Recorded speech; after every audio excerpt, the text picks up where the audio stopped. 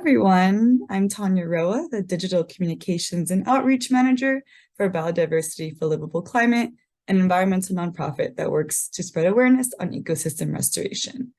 And I'm super excited to be talking with our guest today, Eka Cahyaningrum from Indonesia. And she is a restoration steward for Global Landscapes Forum of 2022.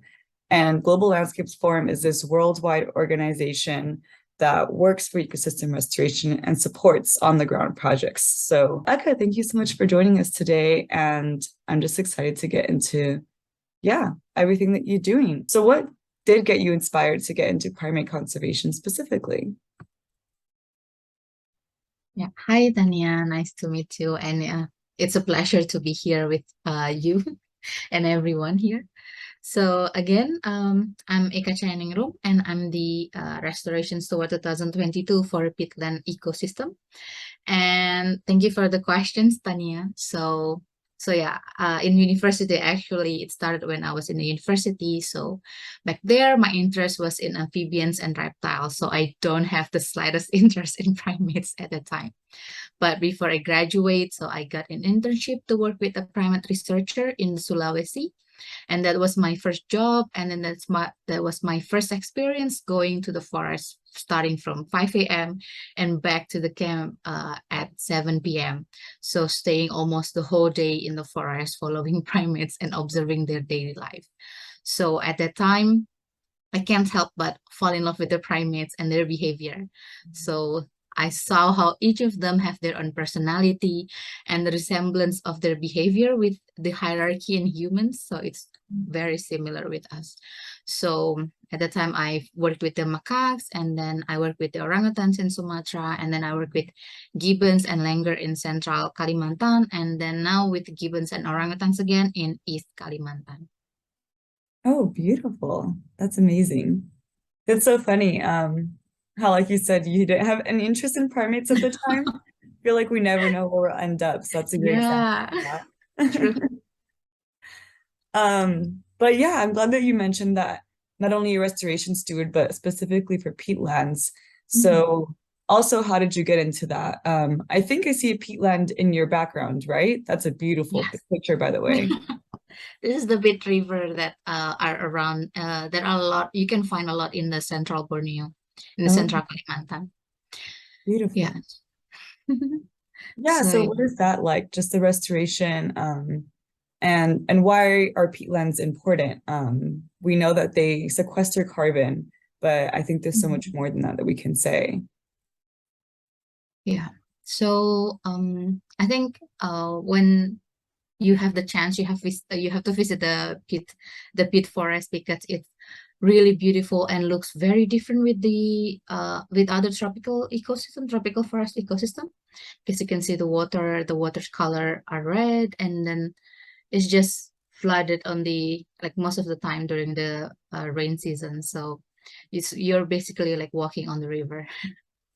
So the tropical forest and the peatland actually provide important ecological and also climate and socio-economic benefits for the biodiversity and also for the community surrounding the forest ecosystem. So peatlands also delivers numerous important ecosystem service to local people, including maintaining air and water quality, also providing timber and non-timber resources such as local medicine from the plants, and also food sources from the plants, and also supporting the fish populations for the local consumptions. Since the water are different with the normal fresh water that we have, some fishes are endemic inside the Peat River itself.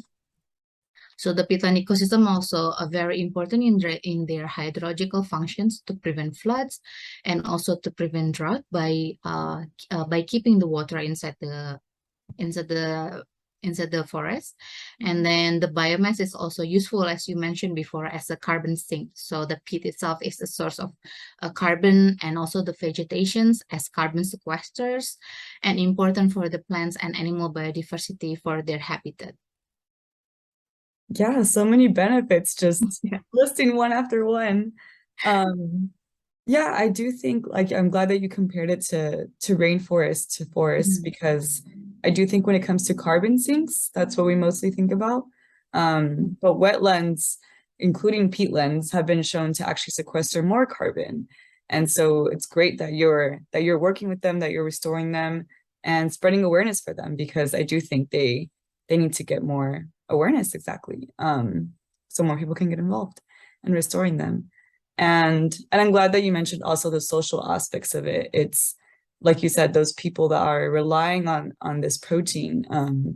So it's a lot of benefits, not just for the planet, but for people as well, which of course any good solution should have. So thank you for that as well.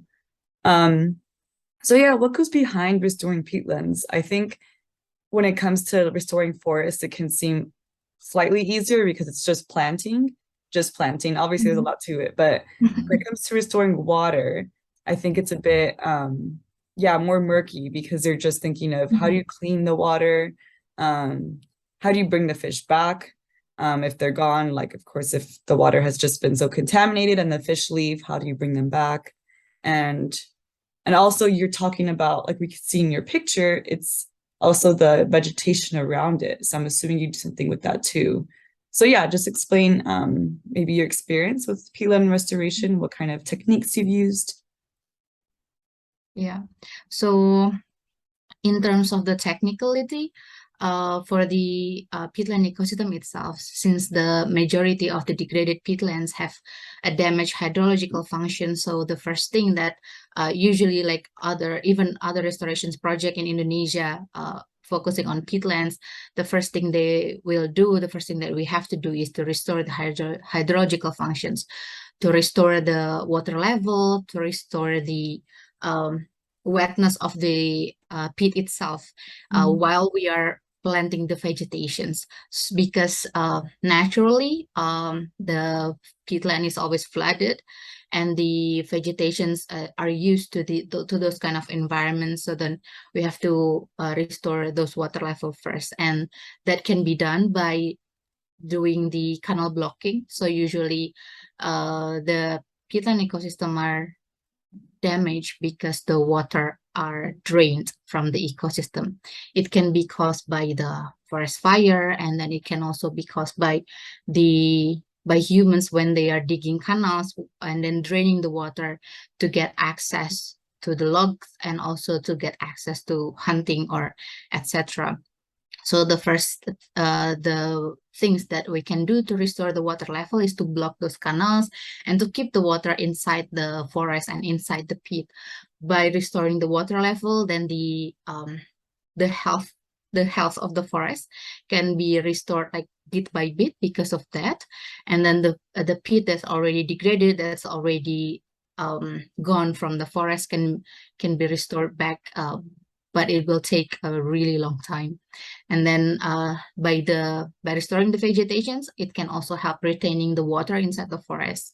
And then the biodiversity will go back by itself without we are like pushing them or introducing the species inside the forest itself. But we can see the regenerations of the vegetations, and then the biodiversity will be back by themselves.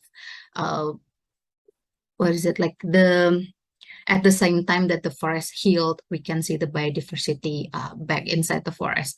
But other than the technicality with the peat-swamp restorations, I think restorations is also more than planting trees, but also it's about the community surrounding the peatland, how we can make sure that the goal of the restorations is achieved. We have to involve the community, raise their awareness, and find the connections of nature and what they need.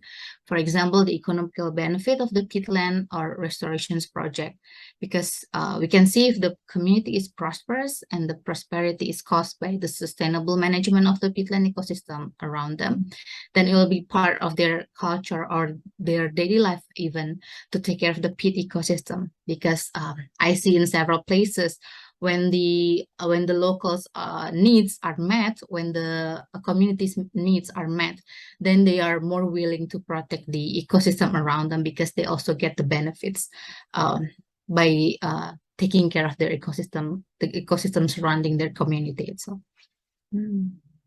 Oh yes, well, so many great points. Yeah, that totally makes sense, how you have to restore hydrological cycle first. Like you said, this whole system is based on water, so without that, you don't really have this peatland, this wetland.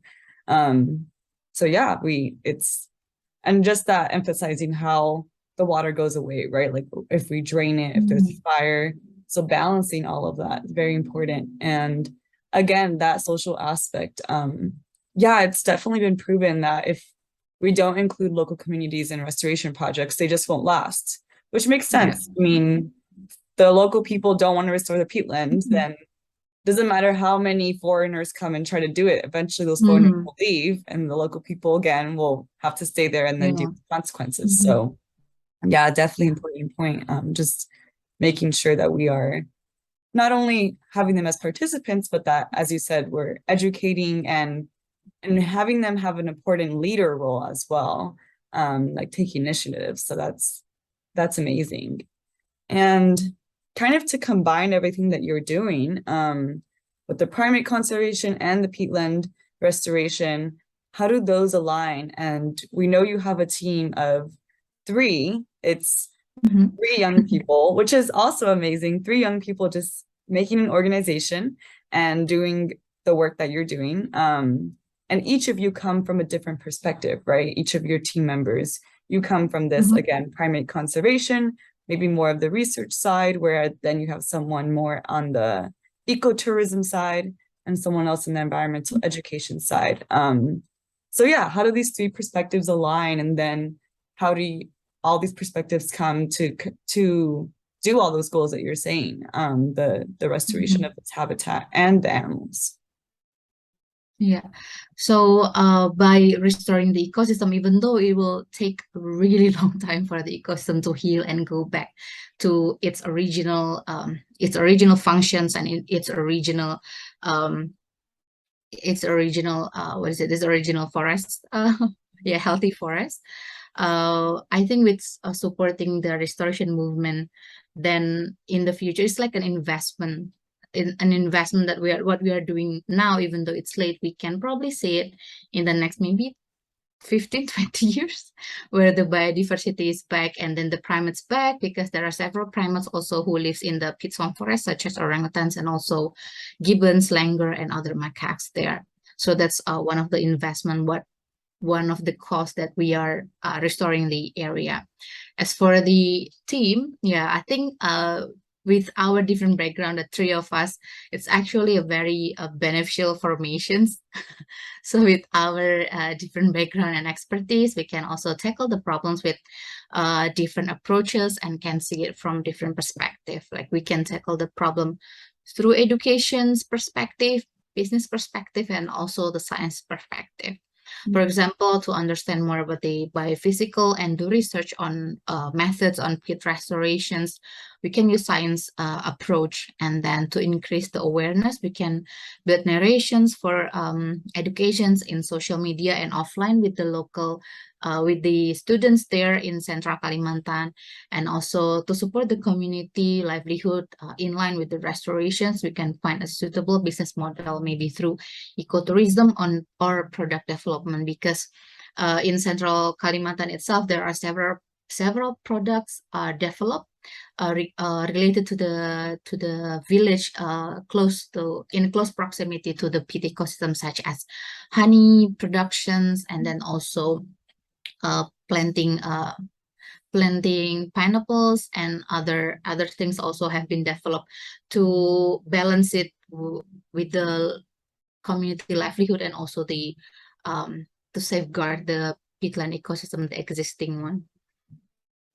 Love that. Yeah. Yeah, I like that you pointed that out. It's a strength to have these different perspectives. It's yeah, because if we all came from the same side, all research or all business, it can easily get not balanced. And so having those different perspectives is definitely beneficial. And again, like the involving the community and restoring the ecosystem, you can still have, like you said, we can still plant food. We can still have that balance between wildness or, you know, the wild forest or and our cultivated crops. So yeah, I love that. And it makes more sense to do it that way as well, because if we want to restore the whole ecosystem, then we'll have better soil for that food as well. Whereas, Yeah. if there's no water in the peatland, if it's all drained, then you don't have water for your crops either. So definitely beneficial for everyone in that case to restore it.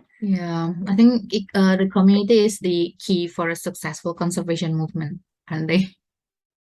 Yes, totally agree. And I think your work really exemplifies that. So yeah, I just really applaud you and all your team at Hirai, because yeah, and like I said, it's just great that you're a youth-led organization too, because I think also that shows that anyone can kind of just start.